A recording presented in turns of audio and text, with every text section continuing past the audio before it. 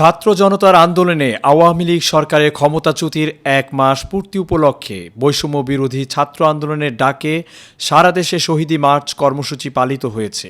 আন্দোলনে নিহতদের স্মরণে শহীদি মার্চ কর্মসূচি পালন করা হচ্ছে বলে জানিয়েছেন আন্দোলনের অন্যতম সমন্বয়ক সারজিদ আলম।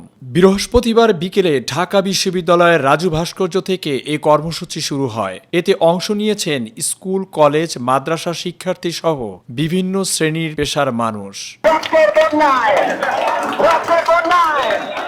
এ সময় প্ল্যাকার্ডে বিভিন্ন রকম লেখা এবং ছাত্র আন্দোলনে শহীদদের নিয়ে আঁকা ছবি সহ বিভিন্ন রকম স্লোগানে মুখরিত হয়ে ওঠে রাজপথ।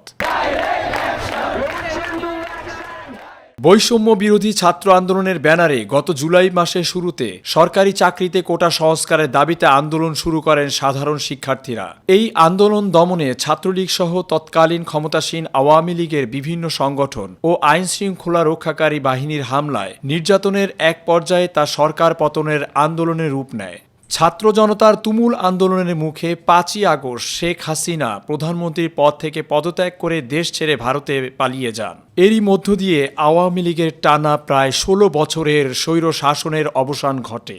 এই আন্দোলনের মধ্যে ১৬ জুলাই থেকে ১১ই আগস্টের মধ্যে ৬৫০ মানুষের প্রাণ গেছে বলে জানিয়েছেন জাতিসংঘের মানবাধিকার বিষয়ক হাই কমিশনারের কার্যালয় UNHCR। ফানুস বাংলা নিউজ, ঢাকা।